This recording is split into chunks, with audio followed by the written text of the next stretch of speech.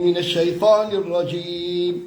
أعوذ بالله من الشيطان الرجيم. بسم الله الرحمن الرحيم. بسم الله الرحمن الرحيم. من فوق بالكل. أيوة. ولله ما في السماوات وما في الأرض. ولله ما في السماوات وما في الأرض. ولله ما في السماوات وما في الأرض.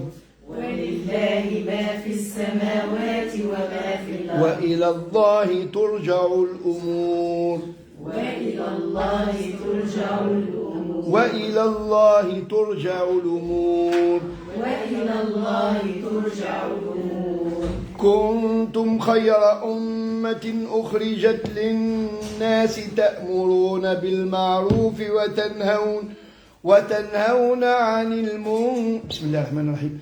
كنتم خير أمة أخرجت للناس تأمرون بالمعروف وتنهون عن المنكر وتؤمنون بالله.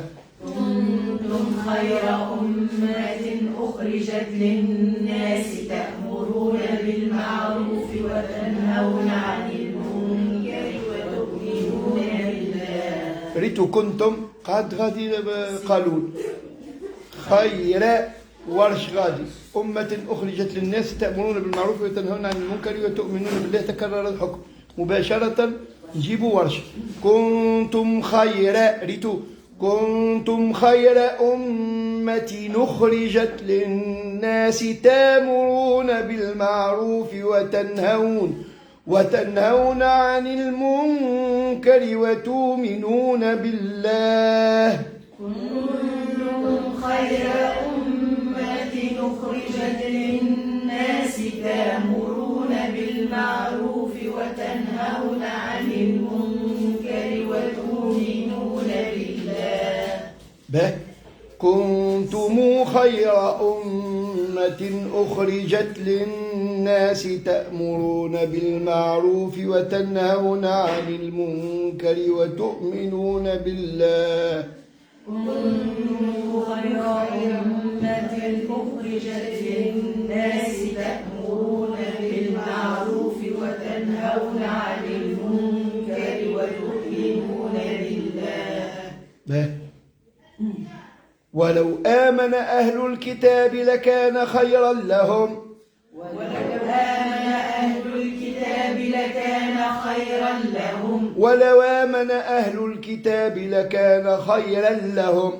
ولو آمن أهل الكتاب لكان خيرا لهم. ولو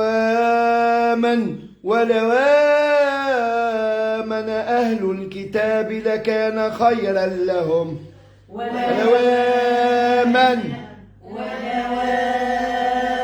أهل الكتاب لكان خيرا لهم. منهم المؤمنون.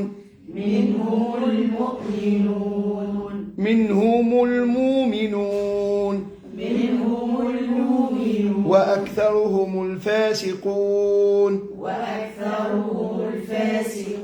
لن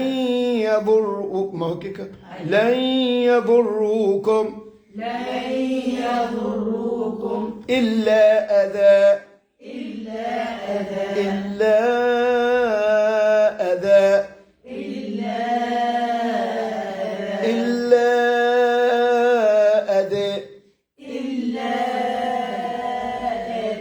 تراش عمل أي عملنا من التوسط هكا. لن يضروكم مازال عاد ورش لعنا وقف فيها احنا عملنا الآية إلا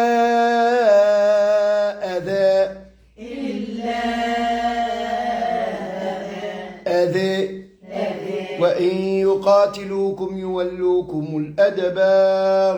وإن يقاتلوكم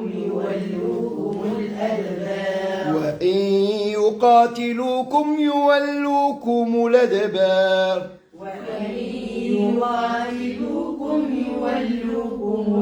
وإن يقاتلوكم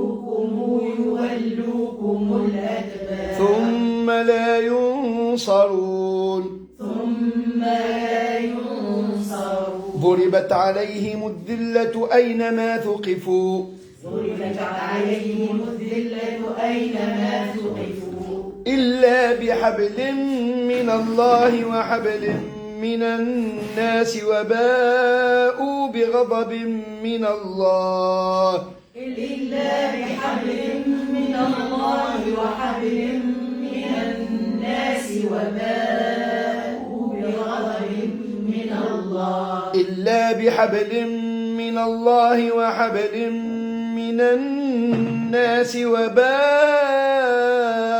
بغضب من الله إلا بحبل من الله وحبل من الناس وباءوا بغضب من الله إلا بحبل من الله وحبل من الناس وباءوا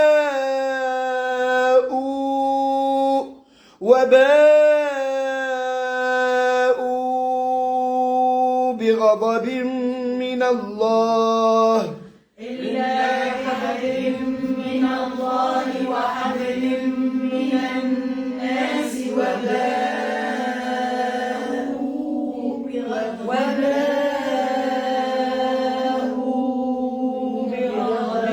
من الله أي وضربت عليهم المسكنة وضربت عليهم المسكنة ذلك بأنهم كانوا يكفرون بآيات الله ويقتلون الأنبياء بغير حق ذلك بأنهم كانوا يكفرون بآيات الله ويقتلون الأنبياء بغير حق ذلك بأنهم كانوا يكفرون بآيات الله ويقتلون الأنبياء بغير حق ذلك بأنهم كانوا يكفرون بآيات الله ويقتلون الأنبياء بغير حق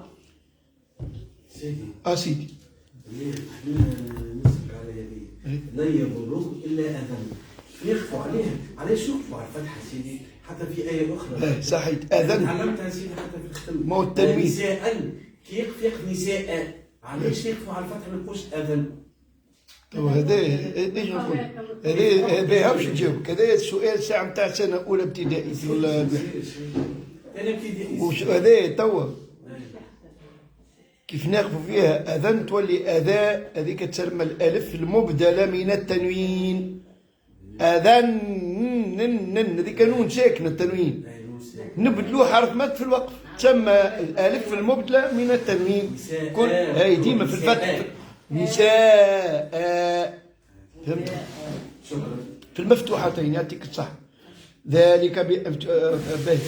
ذلك بأنهم كانوا يكفرون بآيات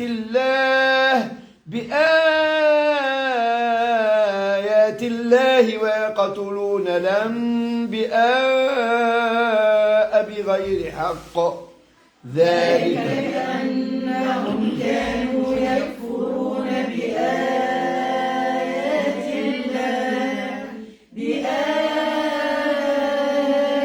الله ويقتلون الأنبياء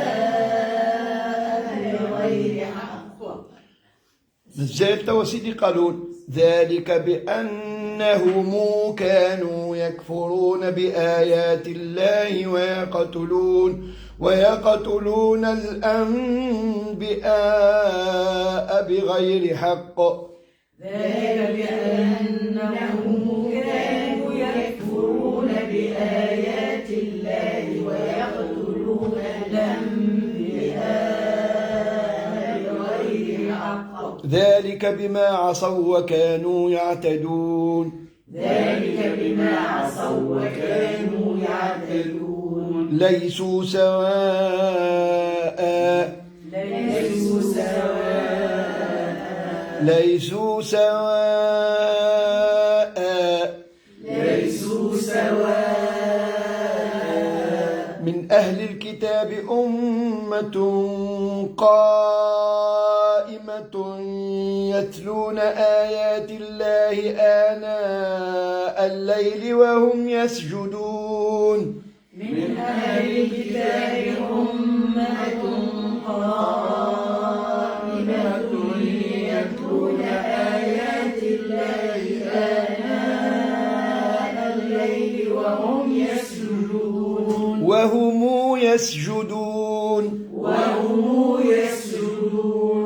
من أهل الكتاب أمة قائمة يتلون آيات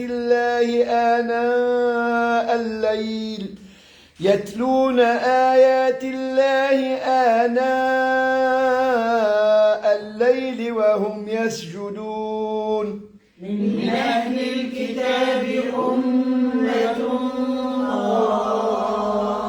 قائمة يتلون آيات الله آناء الليل وهم يسجدون من أهل الكتاب أمة قائمة يتلون آيات الله آناء الليل وهم يسجدون من أهل الكتاب أمة قائمة يتلون آيات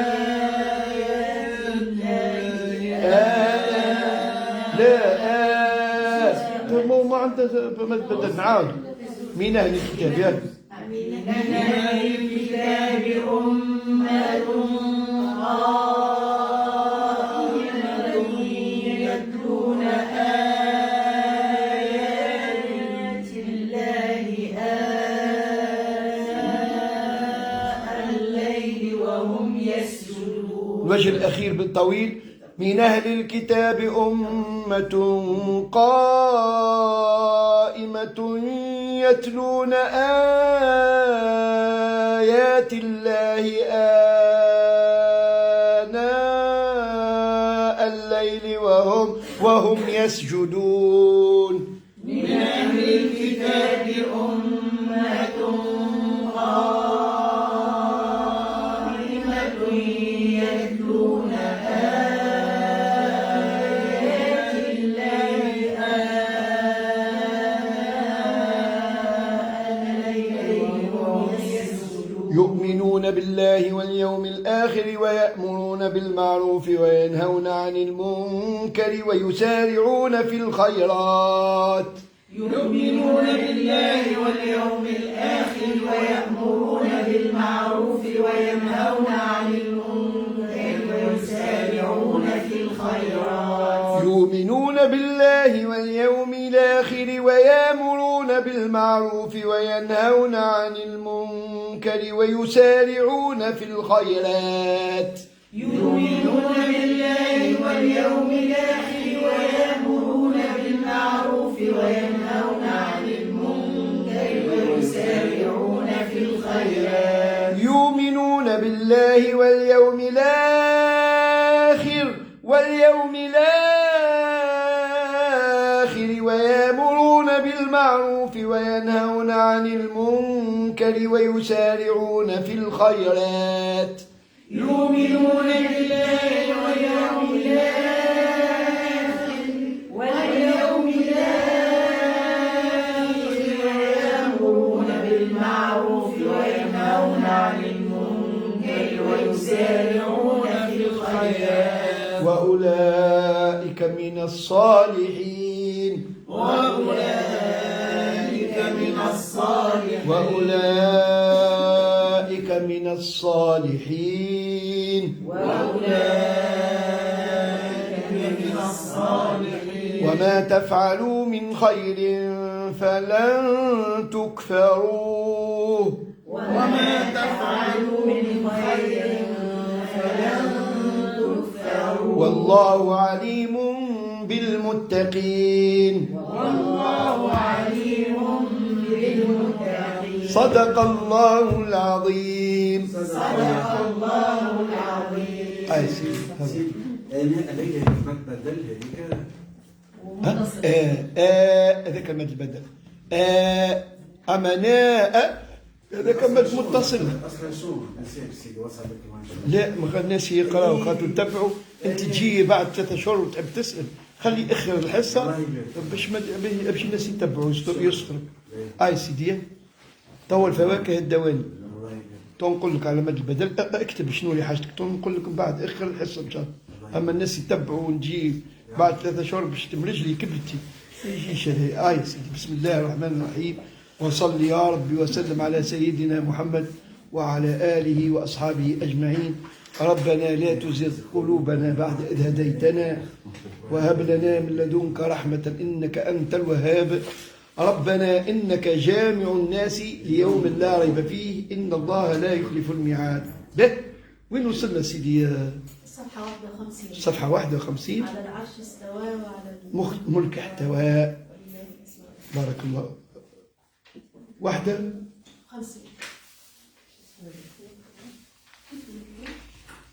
الفواكه الدواني. فواكه الدواني شرح رسالة النبي زيد القيرواني للنفراوي هذي. قال ملا الله سبحانه وتعالى شفناه الرحمن وعلى العرش استوى. الاستواء قال لي معلوم والكيف مجهول والسؤال فيه بدعة. خلي نزيد نكمل فيه شوية هذا.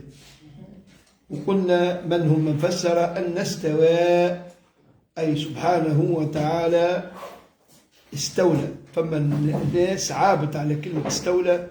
شنو معنى استولى؟ أخي موش ملكه باش استولى. قالوا كلمة قبيحة لكن بعض العلماء عبروا مش هذه من نيتهم هما ما هوش هذه نيته. أي أن لأنه خالق الأكوان جميع الأكوان وهو المتصرف في هذه الأكوان فهو الله سبحانه وتعالى قاهرا. هذا شو معناها؟ مش خاطر كلمة استولى تستدعي كأنه له ملك غيره واستولى عليه. لذلك حتى برشا علماء منهم من النفراوي ما نتعبر بهذا التعبير هذا أي استولى. لكن في الأفضل أن يقول أن جميع مخلوقاته مقهورة منه فهو خالقهم ومالكهم والمتصرف فيهم فلا يخرج أحد بذاته عن طبعه. بل الله غالب وقاهر. هذا هو معنى الاستيلاء أي ملكه جميعا تحت قهره أي هو الذي خلق وهو المالك الحقيقي. هذا العبارة نتاع اللي يعبروا على استولى هذاك كان. فهو قاهر وإله قادر فهو تحت إمرته وتصرفه كل مخلوق بما في ذلكم الأشياء العظيمة وأعظم ما خلق الله من الأشياء في الكبار هو العرش لأنه جسم وإن كان نوراني فالجسم النوراني لا يعتبر أن ذلك الشيء هواء إنما هو مخلوق لم يبرزه لنا سبحانه وتعالى في هذه الحياة الدنيا لأن عقولنا هي مميزة لكن فما أشياء غيبها ربي على العقل الآن أمره بالإيمان بها فقط وإنما السر في معرفتها قد يذهب بالإنسان إلى ما لا يحمد عقباه إن أراه ذلك وهو في ضعفه في هذه الحياة الدنيا. كان يكشف ربي على العرش ولا على سيدنا جبريل في صورته الحقيقية ولا كان اللي خصهم الرسل منوب على طول حتى يهزوا ربي أقل شيء هذا أقل شيء أقل فما شيء نعم. ويلزم من أن الله سبحانه وتعالى تحت قهره جميع مخلوقاته، هذا هو.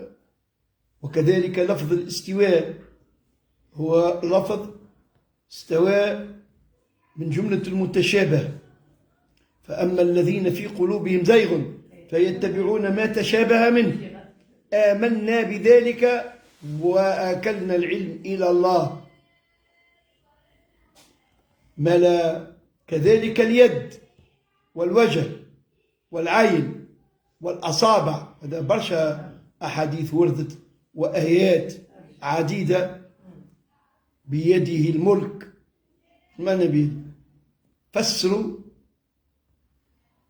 علماء جاءوا قالوا لا نعلم شيء، آمنا بذلك بما قاله سبحانه وتعالى والعلم عنده. فما اللي قالوا لا، ولازمنا نأولوا للناس اللي يقول لك هذوما دخلوا في الإسلام جدد ولا مازالوا كفار ولا كذا. شنو هي الكلام تقولون فيه نتاع خرافات؟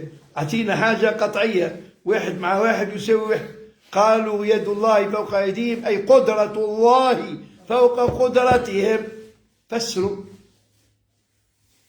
مش لا يعطلوا لا. وذوما زاد علماء السنة، زاد أهل السنة قدرة الله فسروا اليد، لأنه لو كانت اليد كما قالوا الآخرين المجسمة، لأنه فما علماء قالوا نؤمن بذلك العلم عند الله باهي زاد التأويلات.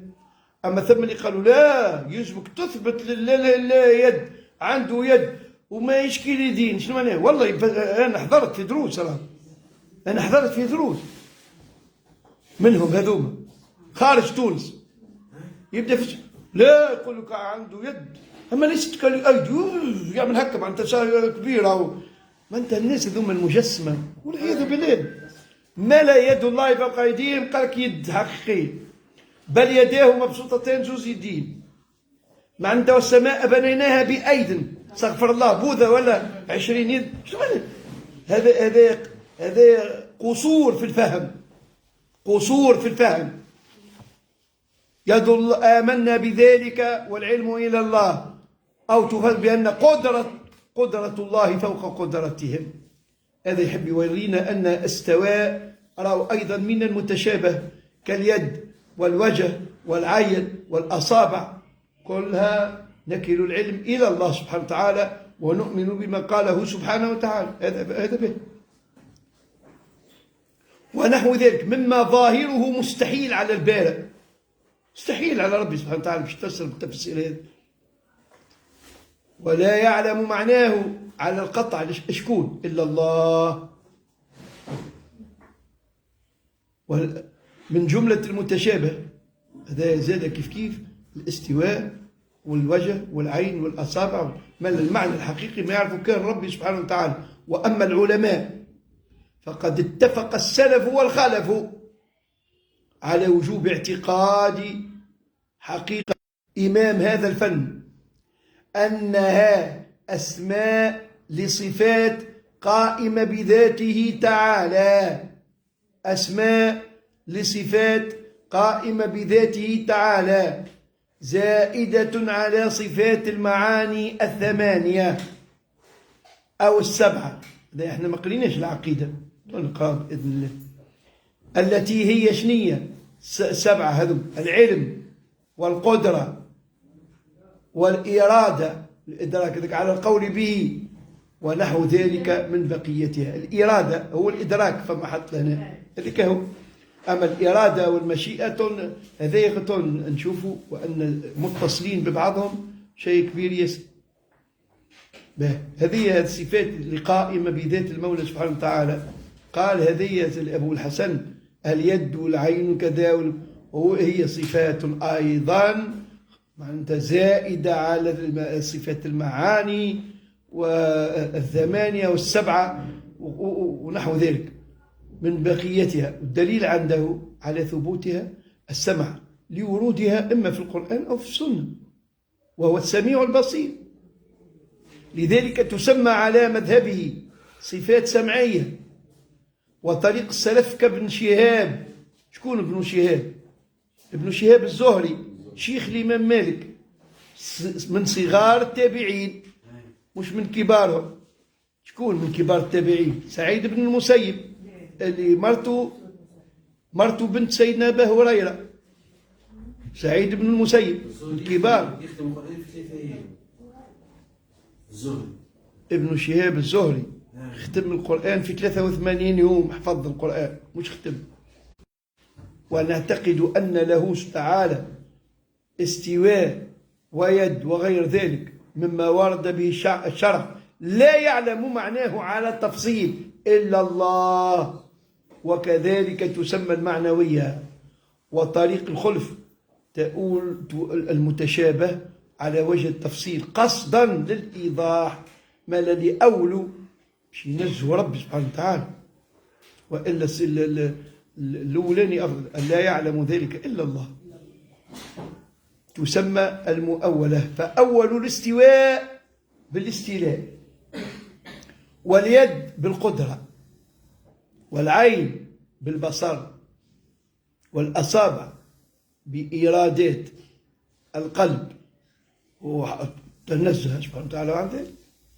وإلى طريق السلف والخلف أشار صاحب الجوهرة. جوهرة شنو؟ جوهرة التوحيد. عن كتاب جوهرة التوحيد. وكل نص أوهم التشابه أوله أو فوض ورم تنزيها. أوله أو فوض ورم تنزيها. نعود البيت. وكل نص أوهم التشبيه أوله أو فوض ورم تنزيها. وكل نص أوهم التشبيه. تتسمى هذيك ها ممدود؟ ايش تسمى المادة ذاك؟ ألف ايش تسمى؟ ألف الإطلاق. خاطر شنو التشبيه؟ ألف الإطلاق. أوله أو فوض ورم تنزيها. فعلم بما ذكرنا أن كلا من أهل الطريقتين تأول المتشابه بصرفه عن ظاهره. ما قلنا المتشابه لا يعلم تأويله إلا الله، لكن ثم ناس جهال يقول لك لا سيدي ملا أنت غلط، استغفر الله وربي عنده يد وعنده ساق وعنده عين وطول هكا قاعدين يفسروا.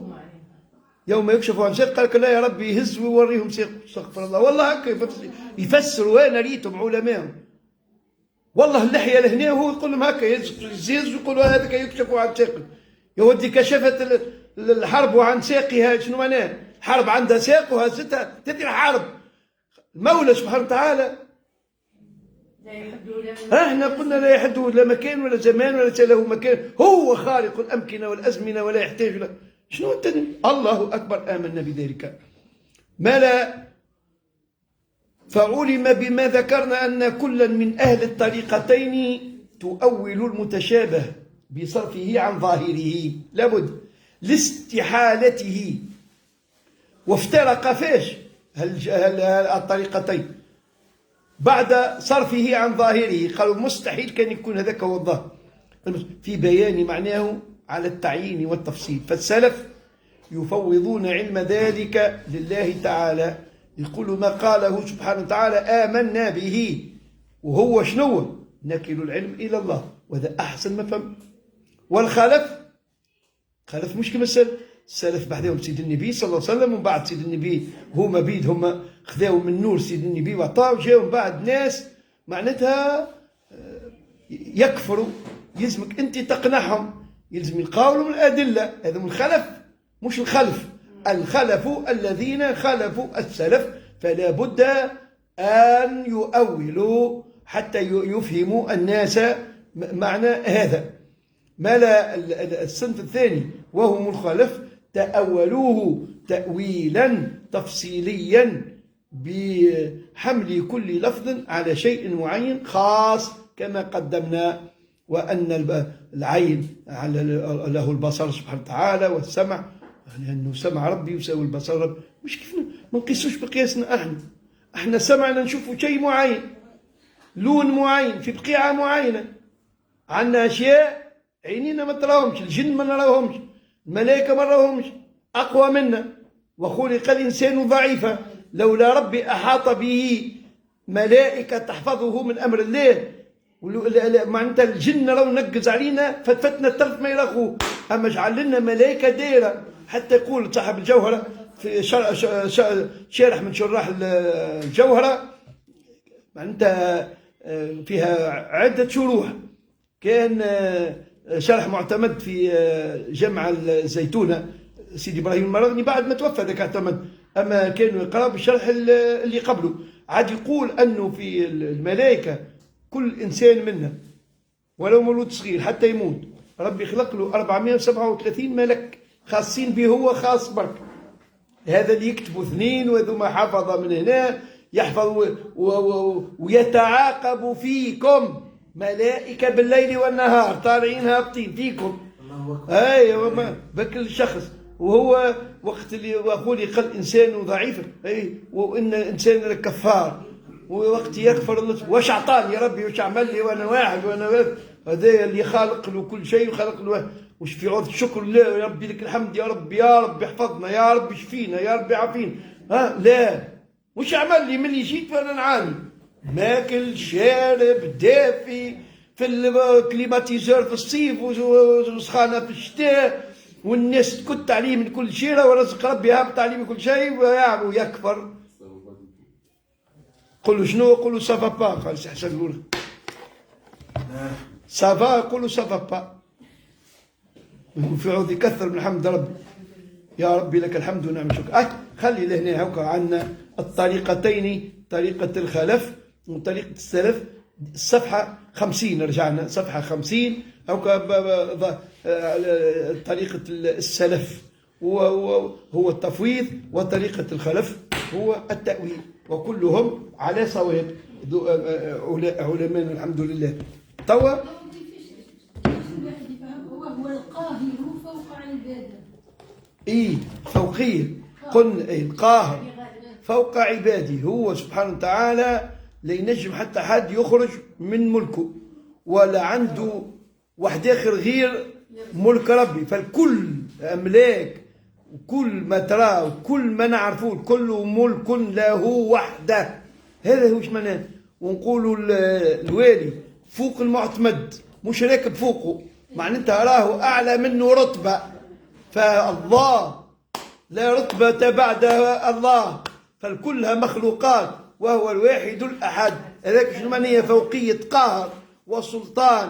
فلا يخرج أحد من ملكه لأنه ليس ملك آخر غير ملك الله. فكل الأملاك خلقها الله وهي تحت قهره وهي تحت سلطانه. هذا هو معنى لا فوقية مكان، لأنه خلق المكان والزمان ولم يكن لا مكان ولا زمان، وهو كما كان سبحانه وتعالى تنزه. تفضل حاج. هذا من الصفات. قال ثم العلماء سيادة العلماء قال ثم الملك والملوك والملكوت هكاك الجد في علاه. في الاخر كل الملك التي نسمعها نقولوا مليك كل من ملك. اي نعم. اي بارك الله فيك. فالملك والملكوت وعلم الظاهر عالم الغيب والشهاده. الشهاده هذه نشاهدوا فيها هذه الكل علم شنو؟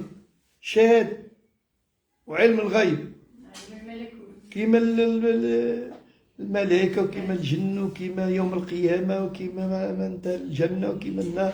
اما الحمد لله اكرمنا هو، مش احنا عندنا سبب. لا لا لا، اكرمنا هو بالايمان.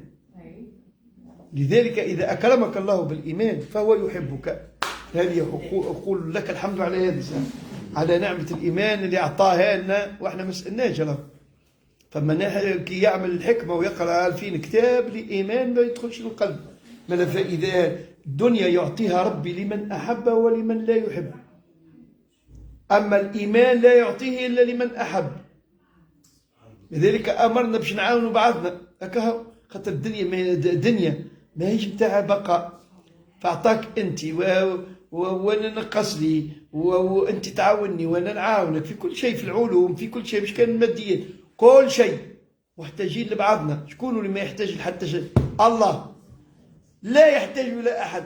لا يحتاج كما قالوا بعض الجهال وقعد على كرسي وعلى عرش، هذوما جهال. لأن الله غني لا يحتاج. إذا كان يحتاج للجلوس على فهو ليس بالغني ولو خلقه. إذا احتاج فهو محتاج ليس بالغني. الله لا يحتاج إلى أحد، بل العرش والكرسي كلهم يحتاجون إلى حفظ الله وإلى رعاية الله وإلى عناية الله، وإلا لاندثر جميع الملك سبحانه وتعالى. راهو القادر، راهو ليلا نهارا أبدا ولا يعزب عنه مثقال ذرة. حتى المال اللي تراه فما المال ما راهوش جملة ما نعرفوا، فما المال هكا صغير وثم المال ما تراه جملة واحدة وفي كرش قداش من عظمة 300 ولا 400 ويعرفها شنية لمثة وشنية ذكر وش قاعدة تحكي هذيك والبحر والحوت والركام والجميع المخلوق وكلهم فرد آونا فرد الكل عالم بهم ولا يعزب عنه. الله أكبر، لا إله إلا الله. مش تقارن في ربي بصفاتك، هبال هذا كلام هذا. ما لو الحديث إن شاء الله بقي. هو سيدي نمشيو البردة وبارك فيها عظيمة ياسر. وقل في نفس الوقت هكا ما هو ما شنو لو كان حاجة بركة مشيت تحرق الكون كله. الله سبحانه وتعالى ولا يؤوده حفظهما. مش والله يتعب ربي، استغفر الله العظيم، لا يؤوده حفظهما. لا عنده تعب ولا عنده سبحانه وتعالى. سيدي وصلنا مع بعض ما نكملوا نراجعوا صفحتين ونبدأ ناخذوا الشرح إن شاء الله. مولاي صل وسلم دائما أبدا على حبيبك خير الخلق كل محمد سيد الكونين والثقلين والفريقين من عرب ومن عجم. مولاي صل وسلم دائما أبدا على حبيبك خير الخلق كلهم. نبينا الأمير الناهي فلا أحد أبر في قولي لا منه ولا نعم. صل وسلم دائما أبدا على حبيبك خير الخلق كلهم. هو الحبيب الذي ترجى شفاعته لكل هول من الأهوال مقتحم. مولاي صل وسلم دائما أبدا على حبيبك خير الخلق كلهم. دعا إلى الله فالمستمسكون به مستمسكون بحبل غير منفصم. مولاي صل وسلم دائما أبدا على حبيبك خير الخلق كلهم. فاق النبيين في خلق وفي خلق ولم يدانوا في علم ولا كرم. مولاي صل وسلم دائما أبدا على حبيبك خير الخلق كلهم. وكلهم من رسول الله ملتمس غرفا من البحر أو رشفا من الديام. مولاي صل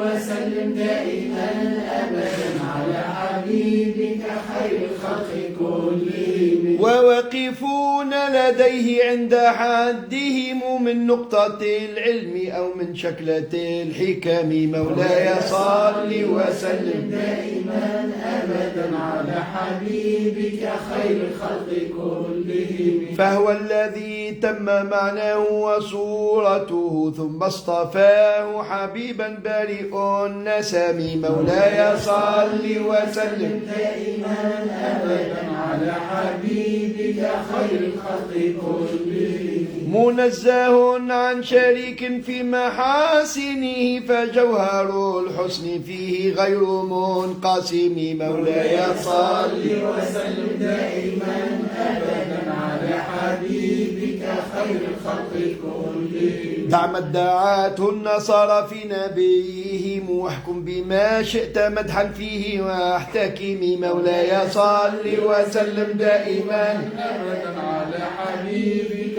خير الخلق كلهم. وانسب إلى ذاته ما شئت من شرف وانسب إلى قدره ما شئت من عظام. مولاي صل وسلم دائما أبدا على حبيبك حبيبك خير الخلق كلهم. فإن فضل رسول الله ليس له حد فيعرب عنه نطيق بفم مولاي صل وسلم دائما أبدا على حبيبك خير الخلق كلهم. يا سيدي وصلنا ولا تزودت.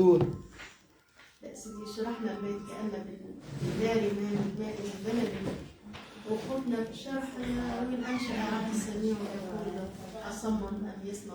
باهي احنا سيدي توعد يسترك قل لي الصفحة.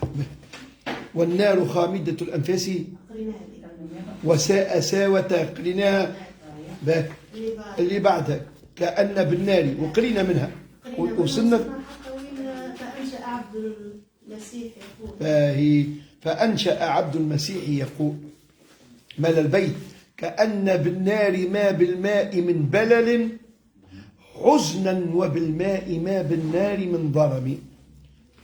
وأنشأ عبد المسيح يقول أصم أم يسمع غطريف اليمن أم فاد فازلم به شأو العنن يا فاضل الخطة أعيت من ومن أتاك شيخ الحي من آل سنن وأمه من آل ذئب بن حجن أبيض فضفاض الرداء والبدن رسول قيل العجم يسري بالوسن لا يرهب الرعد ولا ريب الزمن تجوب بي الأرض على نداة شدنا ترفعني وجنا وتهوي بي وجني حتى أتى عاري الجآجي والقطن تلفه في الريح بوغاء الدمن كأنه حثحث من حصى ثكن. قال فلما سمع سطيح شعره رفع رأسه فقال عبد المسيح على جمل مش هكا قال هو رفع رأسه شعر اسمه فقال عبد المسيح على جمل مشيح جاء إلى سطيح حين أوفى على الضريح بعثك ملك بن سانان لارتجاج الإيوان ارتج إيوان كسرى وخمود النيران ورؤيا الموبذان رأى إبلا صعابا تقود خيلا عرابا قد قطعت دجلة وانتشرت في بلادها.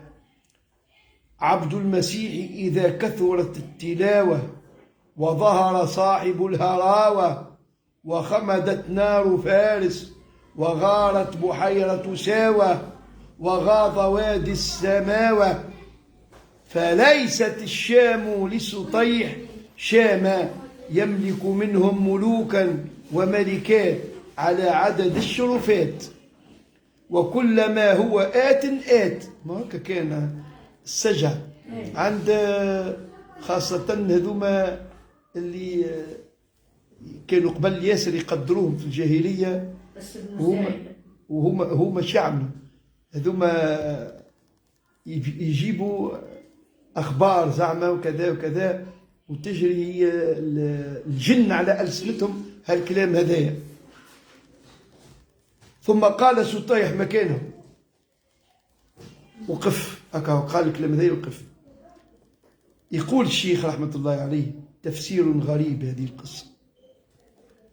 الغضريف شكون الغضريف؟ هو السيد الشريف وفي البيت هكاك قال غضريف.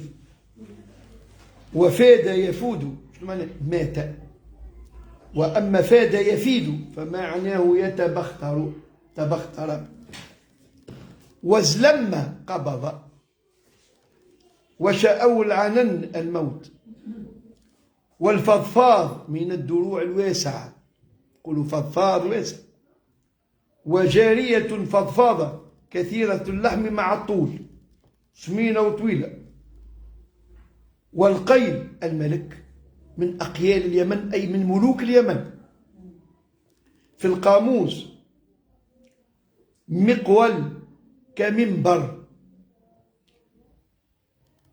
كمنبر اللسان والملك، أو من ملوك، من ملوك حمير.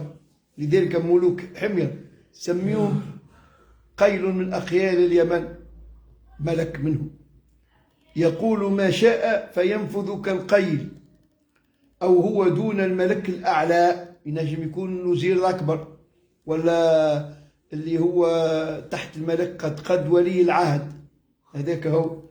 وأصله قيل، جمع قيول كفعيل، فعيل معناتها قيل ولا فيعل أي قيل.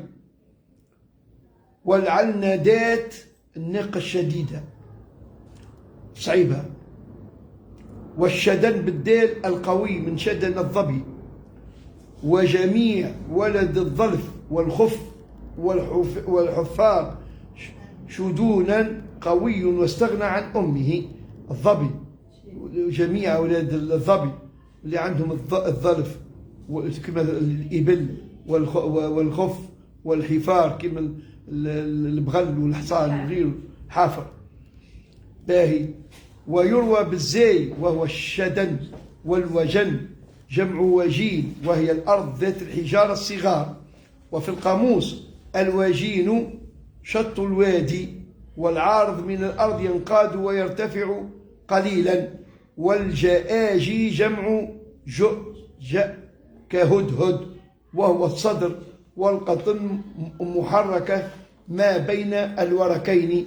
والبوغاء الرخوة التربة. والدمن جمع دمنة وهي ما قرب من الديار تبول فيه المواشي وتبعر. هذه الأبيات اللي قالها عبد مسيح وخذينا احنا معناها. ان شاء الله المرة الجاية نلخص لكم خير ويكونوا حاضرين جماعة. أما باش نقدموا راه. قال والجن تهتف والأنوار ساطعة، حتى يجي حماد ينقص. والجن تهتف والأنوار ساطعة، والحق يظهر من معنى ومن كلمة. ما زلنا في مدح سيد النبي صلى الله عليه وسلم، وش ظهر قبل ولادته في ليلة ولادته. الأظهر أن الواو حالية مش واو عطف. والجن مش معطوفة على ما قبلها، لا. والحال هذاك واو تتسمى واو الحال، تتسمى واو حالية. ملا والجن أي والحال أن الجن، هذا شو معناه؟ أن الواو حالي، والحال في المعنى من الأفعال السابقة. والمعنى وقع جميع ذلك. والحال أن الجن تهتف والأنوار ساطعة. شنو وقع كل ذلك؟ انصدع إيوان كسرى، والنار خمدت، والبحيرة ساءت، وفك الأوقات هذوكم الكل الجن تهتف وتصيح معناتها. والأنوار ساطعة، وشوفوا الناس في أنوار كبيرة ياسر في الليلة هذه. أنت كان وهي ليلة ولادته صلى الله عليه وسلم. قال هذا القول الأولاني أن الواو والجن أي واو الحال، أي والحال أن الجن، لكش معناه مش واو عطف.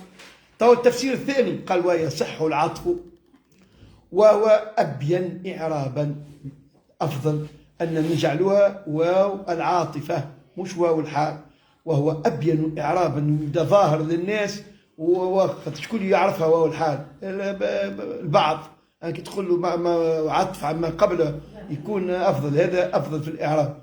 والمعطوف عليه الجملة المضاف إليها يوم، كان ذكروشي في الأبيات السالفة يوم تفرس فيه، هذيك العطف جملة على جملة. أي نعم يوم، وهو مما يضاف إلى الجملتين.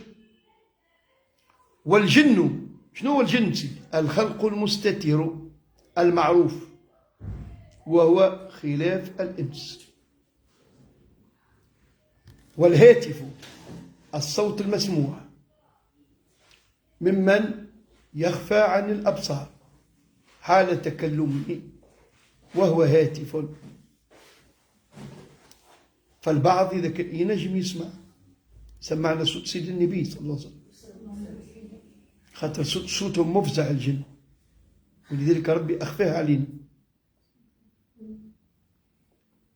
أما هم سمعوا الرسول صلى الله عليه وسلم يقرأ في القرآن. لا هما يسمعوا، أما إحنا من جاب ربي ما نسمعوا. أما فما مساكن يسمعها يقعد لاباس عليه، وثم اللي يخرج من عقله جملة وقت يسمعها. الله يسمعنا معناتها صوت سيد النبي صلى الله عليه وسلم. شو كيف يسمع صوت النبي؟ شو ربي سمعنا علم صوت. تحب تسمع صوت الجنون خرجوك من عقلك؟ ما لكش قلنا. أما عندهم صوت مسموع، فما برشا ناس سمعوهم ويعرف ايش قالوا. والهاتف الصوت المسموع ممن يخفى عن الأبصار حال تكلمه، يسمع وما تشوف شيء، وهو هاتف. والنور الضياء، وسطوعه ظهوره وارتفاعه. والجن تهتف والأنوار ساطعة، أي ظاهرة مرتفعة هذه الأنوار. ومفردات المصراع الثاني، شنو المصراع الثاني؟ وعندنا الصدر والعجز.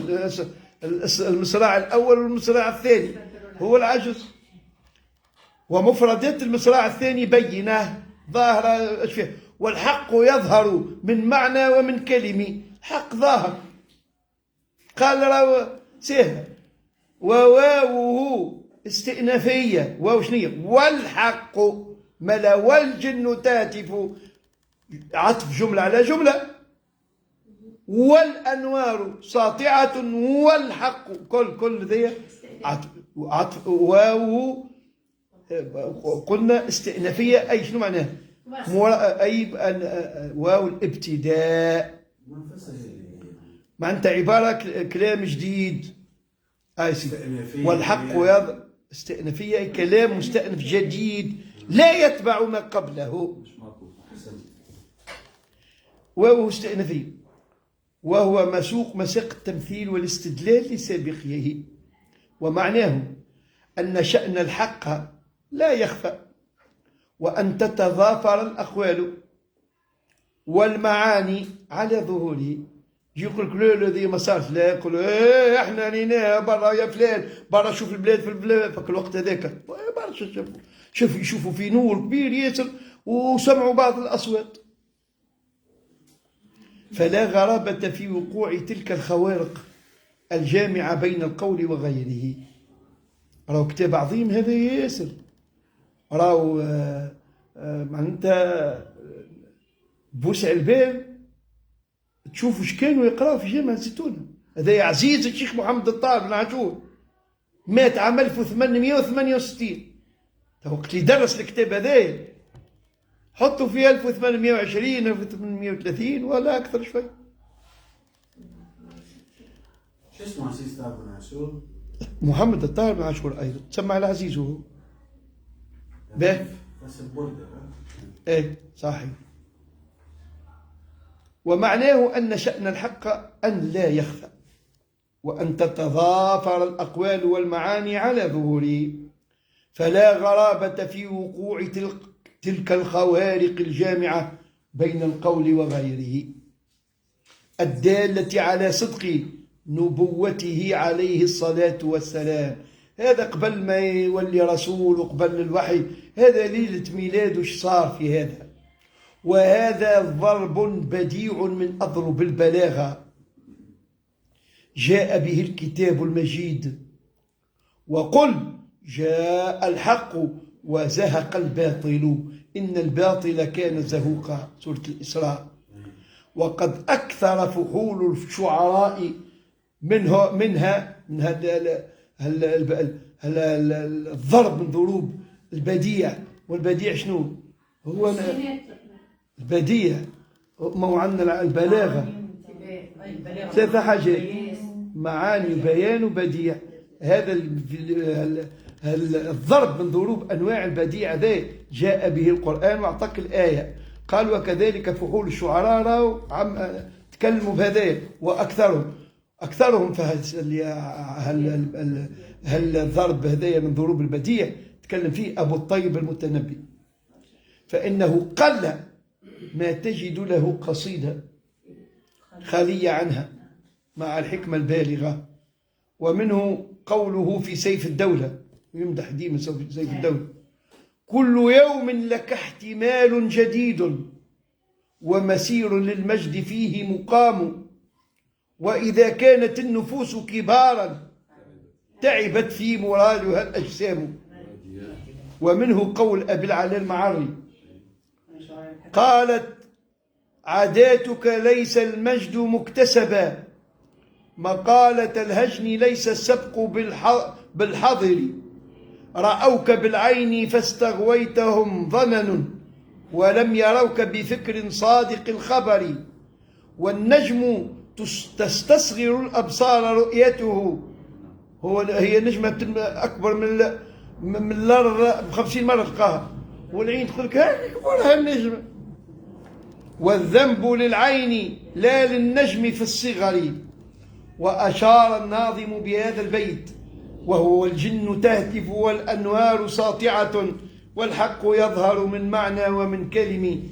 أشار الناظم بهذا البيت إلى ما روي عن عثمان بن العاص أن أمه فاطمة قالت: شهدت آمنة لما ولدت رسول الله صلى الله عليه وسلم، فلما ضربها المخاض رأيت النجوم تتدلى حتى خشيت أن تقع عليها. قد بديت نشوفك النجوم اللي تكون صغار تقرب حتى خفت لا يهبطوا عليها. فلما ولدته خرج منها نور أضاء لها البيت الذي نحن فيه، فما شيء أنظر إليه إلا النور. ثم سمعت هاتفا يهتف على جبل الجحون في مكة، فما اللي يقولوا الحجون، وهذا اللي تو مستعمل أكثر. أما الجوز صحاح في تقديم الجيم أو تأخير الحاء أو تقديم الحاء. الحجون والجحون هو بيده يهتف يعني صوت عالي. هي سمعت: فأقسم ما أثنى من الناس أنجبت، ولا ولدا أثنى من الناس واحده، كما ولدت زهرية ذات مفخر. مش اسمها سيد النبي صلى الله عليه وسلم الزهر، وكذلك الزهرية من الزهر. مجنبة لؤم القبائل ماجده. وهتف آخر: فاطمة الزهراء من الطهر ومن النظافة ومن الزهور أيضا. وهتف آخر على أبي قبيس، زاد جبل في مكة أبي قبيس: يا ساكن البطحاء لا تغلطوا أو لا تغلطوا، وميزوا الأمر بفصل مضى. أخت بني زهرة، السيدة آمنة من بني زهرة، أخت بني زهرة من سركم في غالب الدهر وعند البدا، واحدة منكم فهاتوا لنا فيما مضى للناس أو ما بقي، واحدة من خيركم مثلها جنينها مثل النبي التقى. هذا هو المناسب لقصد الناظم هنا.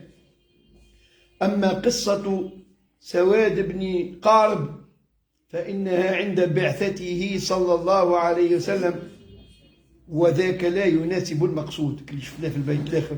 هذا كان صار صحيح، أما في بعثته مش ليلة ولادته.